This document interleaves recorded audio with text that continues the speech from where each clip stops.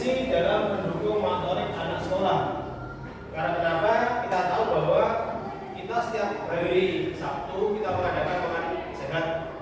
Tapi ternyata dalam pelaksananya kita masih banyak kekurangan, terutama anak-anak yang tidak membawa bekal dan tidak memenuhi kriteria dalam makanan sehat. Makanan bergizi dalam mendukung motorik anak sekolah. Perkembangan motorik adalah perkembangan kemampuan manusia untuk mengontrol berbagai gerakan tubuh dan manipulasi objek. Sini. Jadi setiap anak itu kalau badannya sehat tentu akan mudah untuk menyesuaikan dengan temannya, mungkin bermain tradisional, mungkin bentengan atau yang lainnya. Pendahuluan, makanan sehat adalah satu di antara faktor primer penunjang kesehatan manusia karena di dalam makanan sehat mengandung nutrisi yang dibutuhkan tubuh manusia.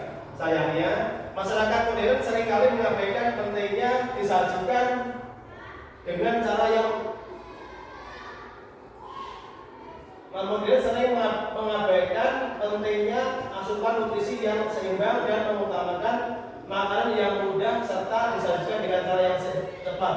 Hal ini dapat menyebabkan munculnya masalah kesehatan seperti obesitas, diabetes, hipertensi, dislipidemia dan berbagai penyakit lainnya.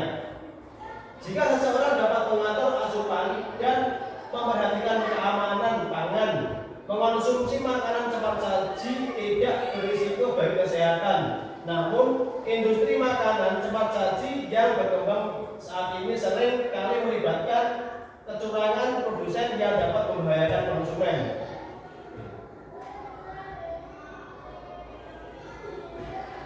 Makanan bergizi sangat diperlukan makhluk hidup untuk memenuhi energi di dalam tubuh. Sumber tenaga itu nantinya digunakan oleh makhluk hidup untuk menopang aktivitas sehari-hari. Suatu zat dari makanan yang dibutuhkan tubuh pada dasarnya disebut sebagai zat gizi atau zat makanan. Secara umum, pengertian gizi adalah zat makanan yang diperlukan tubuh untuk pertumbuhan dan perkembangan.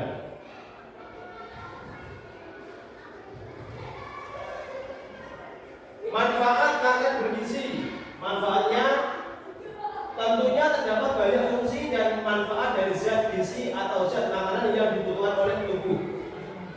Menurut buku berjudul Gizi Olahraga yang ditulis oleh Rizal dan Hilda Willis, pada dasarnya ada 3 fungsi utama dari makanan bergizi yang juga digunakan untuk mengelompokkan bahan makanan secara umum, antara lain sebagai sumber tenaga, sebagai zat pembangun, sebagai zat pengatur.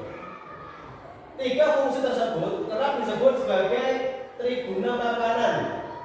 Kartasaputra dan Marsutyo dalam bukunya yang berjudul Ilmu Gizi, Korelasi Gizi, Kesehatan dan Produktivitas Kerja menjelaskan contoh-contoh zat gizi berdasarkan fungsinya, antara lain sebagai zat tenaga atau energi, contohnya karbohidrat dan lemak.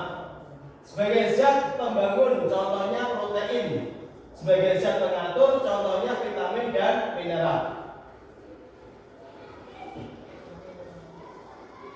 Beberapa jenis zat gizi dalam makanan yang diperlukan oleh tubuh. Karbohidrat. Karbohidrat merupakan zat yang tersusun dari atom karbon atau C, hidrogen H, dan oksigen O. Zat berkarbohidrat berperan dalam menghasilkan energi yang utama dalam tubuh. Protein. Protein banyak terdapat pada bahan makanan hewani seperti daging sapi, ayam, ikan, udang, hati, dan telur.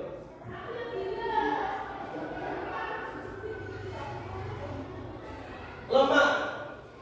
Lemak secara garis besar terbagi menjadi 2. Pertama, yang berbentuk padat pada suhu kamar atau disebut sebagai lemak jenuh, lemak atau gajih. Kedua, lemak yang cair pada suhu kamar atau dikenal sebagai minyak.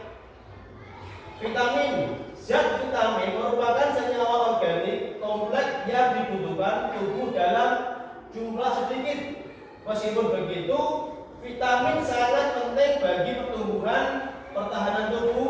juga proses metabolisme yang normal.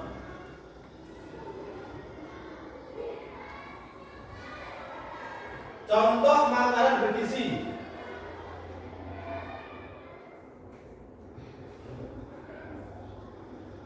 Makanan yang mengandung karbohidrat. Berdasarkan buku yang ditulis Nur Wahyuningsih dan kawan-kawan, karbohidrat umumnya terdiri dari dua jenis, yaitu karbohidrat sederhana dan karbohidrat kompleks. Karbohidrat sederhana merupakan jenis karbohidrat yang lebih cepat dicerna dalam tubuh. Contoh makanan yang mengandung karbohidrat jenis ini antara lain gula pasir, gula jawa atau gula aren, dan sirup. Karbohidrat kompleks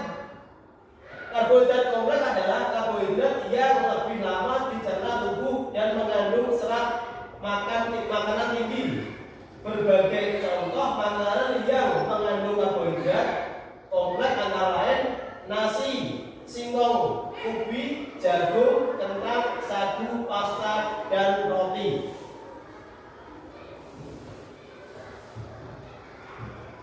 Makanan yang mengandung protein. Protein tidak hanya bisa didapatkan dari makanan hewani, tetapi juga bisa melalui makanan nabati. Menurut buku berjudul Gizi Olahraga dan Kesehatan karya Sarlan AG, protein nabati merupakan jenis protein yang berasal dari tumbuhan. Beberapa contohnya yaitu tempe, tahu, dan kacang-kacangan seperti kedelai, kacang tanah, maupun kacang hijau. Adapun protein hewani adalah protein yang berasal dari hewan. Contoh produk makanan yang mengandung protein ini antara lain daging, ikan, susu, dan telur. Ini ada gambar kami ketika kami berolahraga, bersepeda sampai jalan tol di desa mana itu Sukoharjo. Makanan yang mengandung lemak.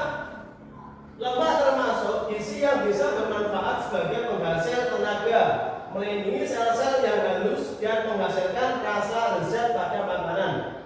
Setiap 1 gram lemak dapat menghasilkan energi sebanyak 9,3 kalori.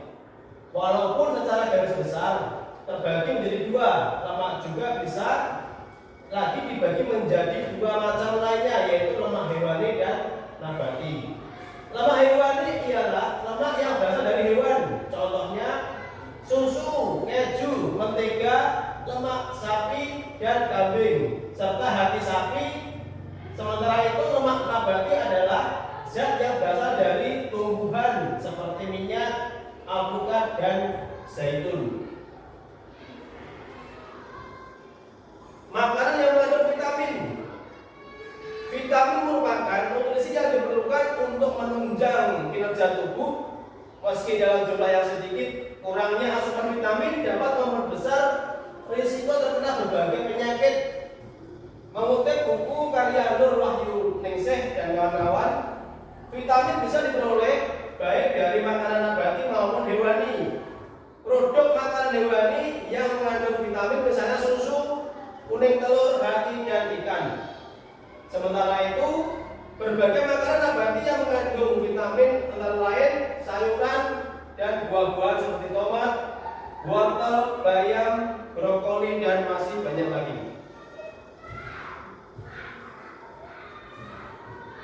Dari semua yang saya terangkan tadi, tujuannya adalah membuat anak sehat jasmani, terutama di sekolahan. Kalau bisa yang kita adakan setiap Sabtu makan pagi, mari kita dorong anak-anak untuk membawa bekal makanan sehat yang mengandung sayur, yang mengandung buah-buahan, dan yang mengandung gizi yang seimbang.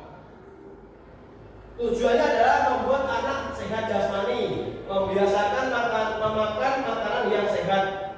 Tetapi secara langsung kita sering menghadapi bahwa kita sering mengalami hambatan. Anak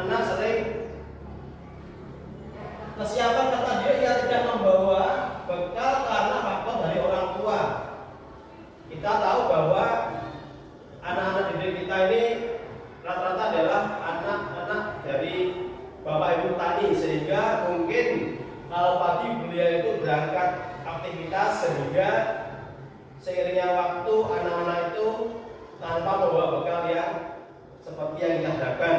Itu memang hambatan dari kita semua.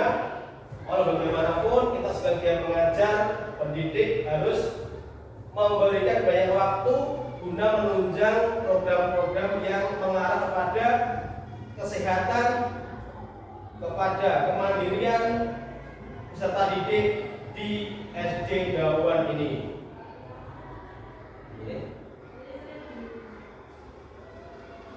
Cukup sekian Bapak Ibu. Terima kasih atas waktunya. Bila ada kata-kata yang kurang berkenan, masukan dan saran tetap saya harapkan. Terima kasih. Saya akhiri. Wassalamualaikum warahmatullahi wabarakatuh.